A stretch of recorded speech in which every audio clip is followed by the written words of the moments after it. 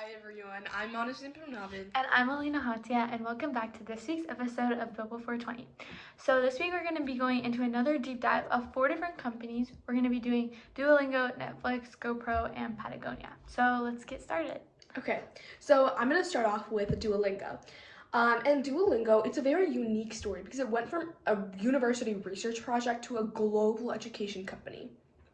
So to start off with its founders, Duolingo was founded in 2011 by Louis von Ahn and Servan Hacker at Carnegie Mellon University. Louis von Ahn was already well known in the technology world for helping create the CAPTCHA and CAPTCHA projects, which were technologies that were used by millions of people online. Servan Hawker was one of von Ahn's PhD students, and he shared his interest in using computer science to solve educational problems. Together, they wanted to create a company that would have a meaningful societal impact while also being sustainable as a business. So speaking of sustainability, there are many different problems that are coming up into our world that are impacting sustainability in the ways that people are affected by it. So what do you think are some different projects that people could pursue? For sustainability, you would want to do something that's a little more long term and just make sure you stay consistent with whatever project you choose. Choose something that you love to do and use that to create something meaningful, just like Louis von Ahn did. Okay. So, what was Duolingo's inspiration?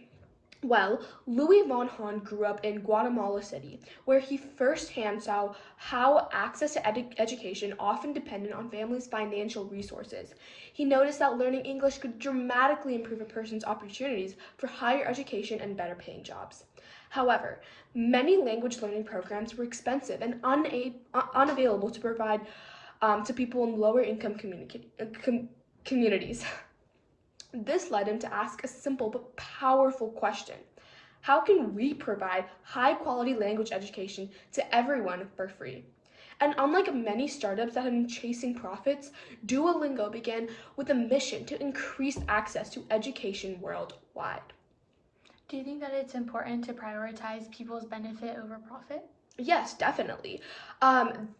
You will automatically make profit if you find something that people will actually love to use, just like Duolingo did. So don't focus on the reward, but focus on the journey there.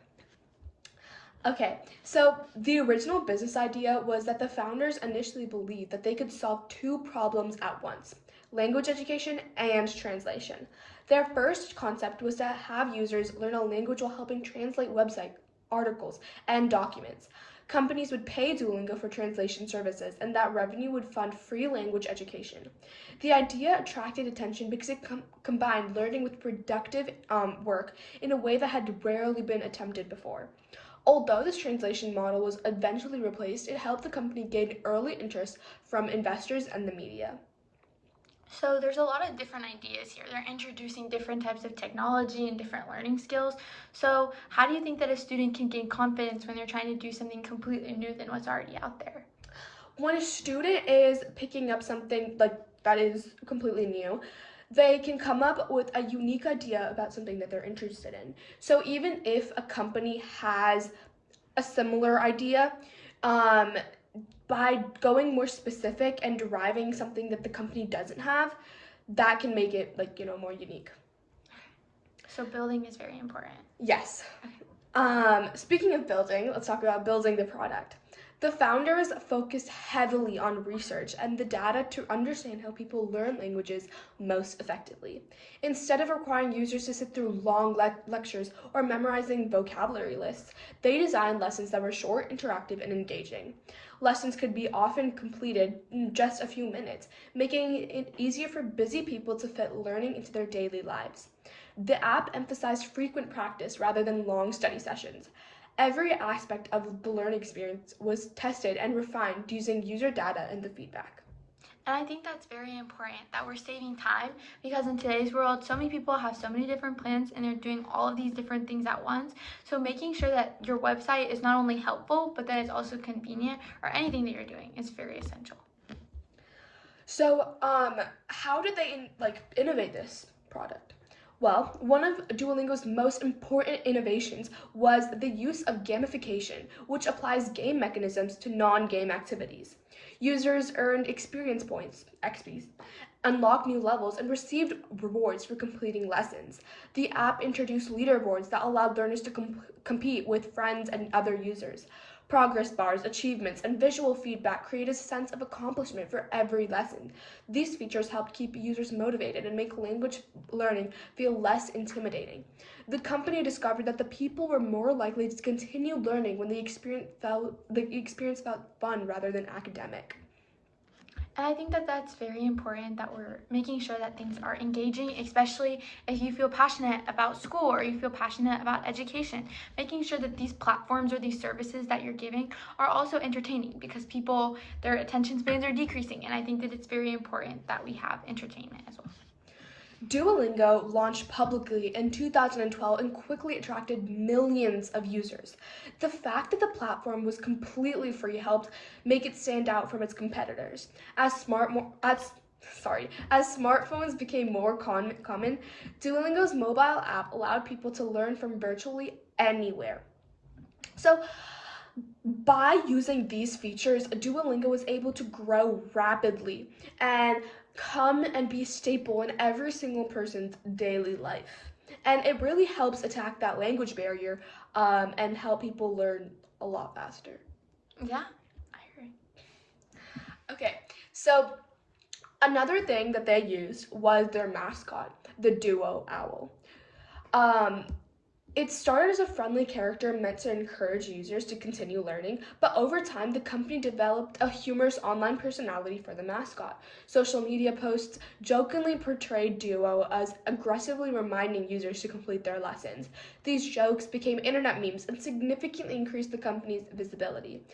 Duo evolved from a simple mascot into one of the most recognizable brand characters in modern technology. The mascot helped Duolingo connect with younger audiences and stand out in the competitive market. Well, as these things are very important, I bet a lot of listeners are wondering, what if these things go wrong? And how do you think that publicity, such as like memes and things like that, if they were to go wrong, how would they respond to that? A lot of there has been a lot of experiences where bad publicity happens. But the thing is, with marketing, bad publicity doesn't necessarily mean that your company's gone. Um, it actually can help your company. Bad publicity will make Duolingo, or not necessarily Duolingo, but different companies that are struggling with this thing more popular, because everyone's talking about it. Even if it's in a negative connotation, when people start forgetting about what happened, and as these companies start innovating more ideas, it actually helps them put themselves on the map better. Yeah, and I think like a lot of people say any publicity is good publicity, and I think that as you like even with our Airbnb story from earlier, we talked about how they started from something such as just renting out their own apartment. And a lot of people took that as creepy and weird. But I think that expanding these things and capitalizing on them is very important in order to make your business go far. Mm-hmm. Another thing that Duolingo did was expanding beyond just languages. They, after establishing themselves as a leader in the language community, Duolingo expanded into additional educational subjects. The company introduced courses in math and music, applying the same game-like learning principles that had made the language courses successful. This expansion reflected upon the founders' broader goal of making education accessible across many disciplines. So what began as a university research project grew into one of the most influential educational companies in the world. Duolingo demonstrated that educational tools do not have the expense to be effective. The company challenged traditional assumptions about how learning should be delivered and monetized. Millions of people have used Duolingo to learn new languages, improve career prospects, prepare for travel, or connect with different cultures. The startup success shows how a mission-driven idea can scale globally when combined with innovative technology and a strong product design. Yeah. And like we were saying, how this applies to you is that expansion always happens. You might start off with one small idea, launch your website, launch your business, and then realize that there are so many other things that are related to what you're starting that you would also want to get a hold of. And I think that that's something that Duolingo really did. Like, if you guys have Duolingo, you probably see it teaches languages, it teaches chess, it teaches basic mathematics. And I think that that's something that's so important, is being able to capitalize on your resources and knowing that when you have a steady customer base or steady consumers, that you know what you want and you know how to expand that. Okay, so now we're going to talk about Netflix. And with the founders of Netflix, they were two coworkers, Reed Hastings and Mark Randolph. And one of them was a software entrepreneur who had previously founded a tech company, and the other was a marketing businessman, and he knew a lot about direct mail and things like that. The two of them often carpooled and would talk about different internet startups and like possible ideas for things that were happening. And their goal was to find a business that they could take advantage of the growing population of the internet. Okay, so I'm seeing this pattern where most of these companies are starting up with more than one founder. Yeah. Does that help them, or? I think that it really does, because I think that collaboration in different ideas and more experience, because like as Mark and Reed had, one of them was a software entrepreneur and the other one was really great at marketing. And I think that combining these things, as we can all see, really helped with the creation of Netflix. Like the majority of us do have access to Netflix and we love watching their movies and watching their shows. And I think that without the software stuff, we couldn't build up the website that we have today. Without the marketing, we couldn't have gotten it out there. So I think that if you are deciding to do a passion project, maybe look into working with your peers on it. I think for Built Before 20, even we decided to do it together, and I think that that was a great idea because we had different experiences and things like that. Okay, so now let's talk about the inspiration behind Netflix. So Reed Hastings was frustrated after paying a large late fee for a rented movie, which led him to wonder if there was a better way to rent films. At the time, this was when we couldn't stream things and there wasn't a platform where that was available. So Hastings continued to mention the story over the years, and they decided that they wanted to make a change. Both founders recognized a major problem with this, and the customers had a limited selection regardless. They didn't have a streaming platform. They had to buy their DVDs, and if they didn't turn them in on time, then it was late, causing them to pay huge fees for something that wasn't even really an issue. They believe the internet can make movie rentals more convenient and increasingly customer friendly. So they tested the DVD by mail concept. So basically this is where DVDs were much smaller and lighter and easier to package, mail, like instead of having them being returned. So to test their idea, the founders reportedly mailed a DVD to themselves and confirmed that it arrived safely. This way, the company launched one of their first internet-based DVD rental services, which would make it easier for consumers to get their DVDs and return it on time. So their early business model was when customers visited the website, they would select movies and they had DVDs delivered directly to their homes. After watching the movie, the customers would send back a previous prepaid envelope, and this showed that there was a need to drive a rental store and significantly expanded the number of titles available to consumers. And Netflix can now offer a much larger catalog because it didn't need to stock movies on shelves in so many locations. It could simply give all the consumers the resources that they needed, as well as making it easier to return and to just keep a hold of. So what I'm seeing is that Netflix had a really unique idea that they drove to create this. So what would you be able to tell our viewers on how they can create their unique idea? So one thing that he did, like Reed Hastings, he found that things were inconvenient in his environment. He said, hey, this late fee is really annoying me and I don't want to have to pay this. And I think that we obviously deal with small inconveniences all the time, but I want you to think, when you're deciding I want to start a business, think about what is inconveniencing, why is it inconveniencing me, is there something that can stop this, and if there's not, then think about an alternative method that you could create, that you could put out there, because it's not just services that are like used in business, it's also goods. Like Netflix is a streaming platform that they didn't have before, and it opened up so many new opportunities for other businesses, and you can thrive off of different ideas. They took the DVD by mail and they thrived, so I think that you can take ideas that are already there and branch off of those as well, like we were saying with the other company. So now I'll talk about the subscription revolution. So customers paid for individual rents at the time. So the founders realized that a subscription model could potentially be more attractive. This way, consumers wouldn't have to worry about renting one movie at a time, but instead that they could get multiple movies in a certain package. So they introduced a monthly subscription plan that allowed customers to rent multiple DVDs without due dates or late fees. It was just the original subscription fee. It created predictable revenue, predictable profits for Netflix while providing a better experience for the users. And it became one of the most important strategic decisions. And I think moves like this in the financial world can be very important, considering that sometimes companies will want money immediately, but having these monthly subscriptions will benefit the users, but also ultimately the founders. So obviously, in big businesses where you're introducing new things, there will be competitions. So the dominant company in movie rentals at this time was Blockbuster Video. So it operated thousands of physical stores and was considered one of the most powerful companies in entertainment. Many people doubted that a small internet startup could compete with such a huge established enterprise, especially when there were so many customers, so many interested people. Everybody loves movies, and the difference in strategy would eventually become one of the defining business battles of the early internet era. So, in our current real life world,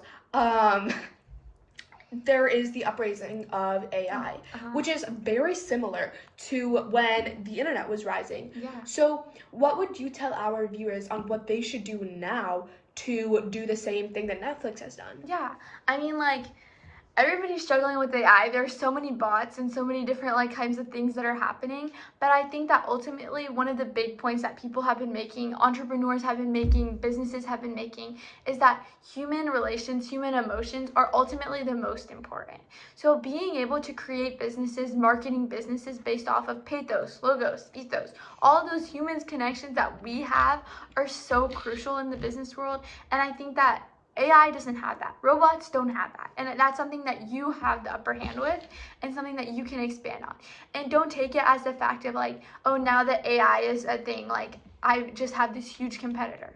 AI can be such a huge benefit and such a big thing that you can use and help benefit your business. Just as the internet was something that Netflix used and they capitalize on those resources. So make sure that you're not letting it take over, but you're also not completely denying its existence and making sure that it's very, efficient for your business. So after this, they had the data and personalization part of and Netflix. And this was very important because their recommendation technology. As we all know, when we finish our show and we just want another one, you watch Grey's Anatomy and now you want to watch another show that's exactly similar. The company collected information about customers' viewing habits and ratings. This can happen through machine learning, this can happen through other resources, etc. This data helped Netflix suggest movies that users were more likely to enjoy. This not only keeps users interested, but it keeps them coming back. The recommendation system became a major competitive advantage and laid the foundation for future developments because other companies obviously didn't have these things. So one of the big things was they obviously had their DVD to mail and they had all these different recommendations, and obviously they were using the internet. But now they were considering using the streaming methods. So internet speeds began to improve in the mid-2000s and Netflix began exploring digital video streaming. So the company launched a streaming service which allowed subscribers to watch the movies and television shows online instantly. So streaming is obviously very normal to us now, but this was a huge development, especially in something such as big as Netflix. And I think many companies were still focused on physical media such as DVDs, VHS, etc. But Netflix believed streaming would become the future of entertainment. The company invested heavily in technology infrastructure to support this transition. So what I'm hearing is that you guys should always using the materials we have right now, like AI and up and coming things, monitor those things and use those to benefit your own business. Yeah. There are so many resources available for free, so make sure to take advantage of everything that is given to you. Yeah, and I think that obviously what they did was a major risk. Other companies were like, no, we're sticking to physical media. This is so important, and physical media will never die. And I think that at the same time, it's important to follow your gut when you're doing business. And you're thinking about, what do I think is beneficial? What do I think will help our business? What do I think will grow? And I think that it's so essential that you understand customer behavior, you understand marketing techniques, and you understand the way that, obviously, Reed and Mark understood that, like, the internet is growing. It's not going to stop changing. It's always going to keep advancing. So we may as well make the switch. And even though that can be scary, if you're the only person doing it, the only group of students doing it, consumer behavior will change. It will follow patterns. And even if you're starting a unique idea, I think it's very important to understand that. Okay, so our next company is going to be GoPro. So GoPro was founded in 2002 by Nick Woodman. Woodman was an avid surfer who wanted a better way to capture photos and videos while riding the waves. At the time, there were very few affordable cameras designed for action sports, and getting close-up footage was very difficult. So he decided that, there's this problem. Let me tackle this. And after a particular trip to Australia, Woodman became determined to create a wearable camera system. He envisioned a camera that athletes could attach to themselves rather than relying on someone else to take photos. The goal was to help ordinary people like us capture professional-looking action footage. So, obviously this is going to take a lot of money to create a waterproof camera that is especially designed for these, and it has to be compact and small and all these things, right? So, in order to raise the money, Woodman sold seashell necklaces and bead belts from his van. He also borrowed money from family members to support the business. These small-scale efforts provided the initial funding to develop the first products. And I think that this is very important because a lot of the stuff that businesses are built off of is giving like high-end resources to the normal level, like normal income people. Like GoPro started with the idea of, I want you to take really great pictures, but be able to have it affordable for everybody, like just like the average person. And I think that with business, there are so many things that are expensive and are a lot of money, and people can't afford them all the time. But I think that true businesses are built on providing convenience for the average person, not necessarily a certain group. Mm-hmm. And most of our viewers currently are high school students, right? So, you don't have $1 million to spend on creating a product. So using small things like GoPro did to fund the money can still help you go big. You don't need to be a billionaire in order to create a successful product. So when building the product, the first GoPro was a simple film camera attached to a wrist strap. It allowed surfers and other athletes to take pictures from their own perspective. The product quickly gained popularity among action sports enthusiasts. So as the digital camera technology improved, GoPro transitioned from film cameras to digital video cameras. The company became known for the durable, compact cameras that could be mounted on helmets, bikes, surfboards, and other equipment. Videos captured with GoPro cameras became widely shared on the internet, helping the brand grow organically. And something that a lot of people have probably seen would be roller coaster snaps. So on these big fast roller coasters, you can't take your phone to record videos, so the GoPro makes life so much easier with that. Same again with the same story of the surfboards. So here, what started as one surfer's frustration with existing cameras in a company that with a bunch of athletes, we have adventurers, filmmakers, and content creators using this camera. Yeah, and I think that, like, as we've said in basically all of our stories so far, is expansion is so important. Understanding that it's okay that if you start, for example, a tutoring business, that it's not just okay to only tutor in math. You can tutor in science, tutor in reading, tutor in social studies. Like, expand your services, expand your range, and be able to just give your consumers all that you can, because that will ultimately create you the most success, the most ways. So now let's start with Patagonia. So Patagonia was founded by a man named Yvon in 1973. He started out as a rock climber and a blacksmith, making his own climbing tools because he couldn't find enough durable equipment. So here we have a problem, and now he's going to start solving. So he began selling hand-forged climbing pins to other climbers. The business started small, with him literally making gear by hand and selling it out of the trunk of his car. This is becoming pretty common. And as climbing became more popular, demand for his equipment grew quickly. So what I'm seeing is a pattern of a lot of like these big companies starting by selling things out of their car. So it doesn't really matter how much money you guys have. Yeah.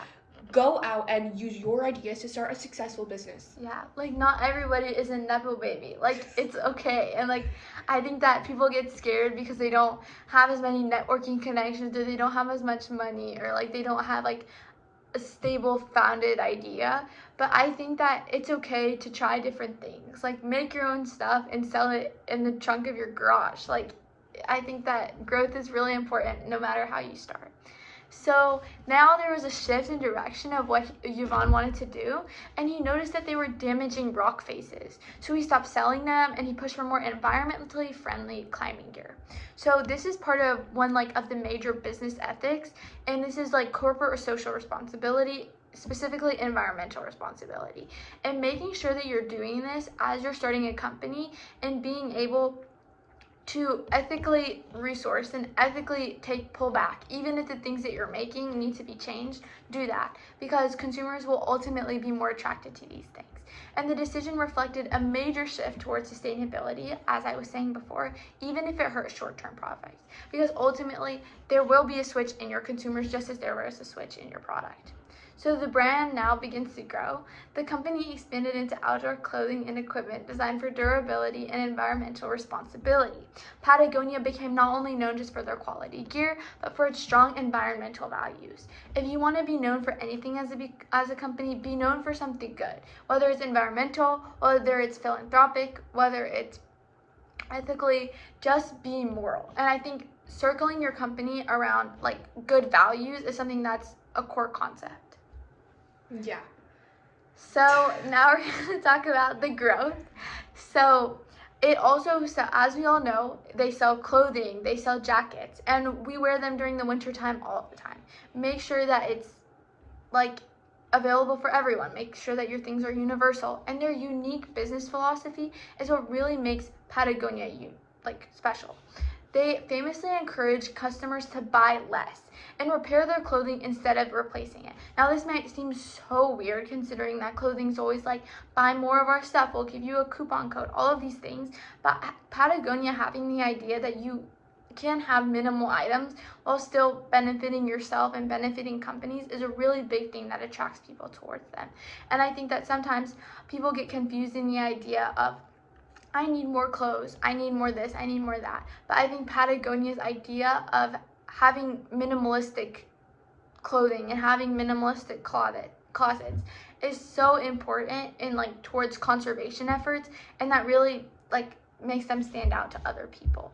So ultimately, what started out as a blacksmith operation turned into a global outdoor brand. All of these companies start off small. They start off insignificant, maybe out of the trunk of their car in some mountain nobody knows about. But it's their marketing, it's their ethics, it's their morals, it's their values that really make them stand out, that really make them get into the actual real world. Another company that displayed the same story of we'll replace it for you, we believe in high quality things, is a company like Kendra Scott, because that company is also very successful, and just like Patagonia, they have their ethics and their morals high. You don't have to be ruthless in order to make it in the business world. Yes, some companies do that, and they are really successful, but don't sacrifice your morals for a business. Yeah, and I think that's one of our key facts that we're pointing on today, that with Netflix, we solved a problem. And with GoPro, we're giving people, the average person, high quality things. And with Patagonia, we're increasing our environmental sustainability. So overall, make sure that whatever company you're building, don't just do it for the college application. Don't just do it for your resume. Do it because you truly are passionate about it and you believe it can help people. Thank you guys for watching, and we hope to see you on our next episode.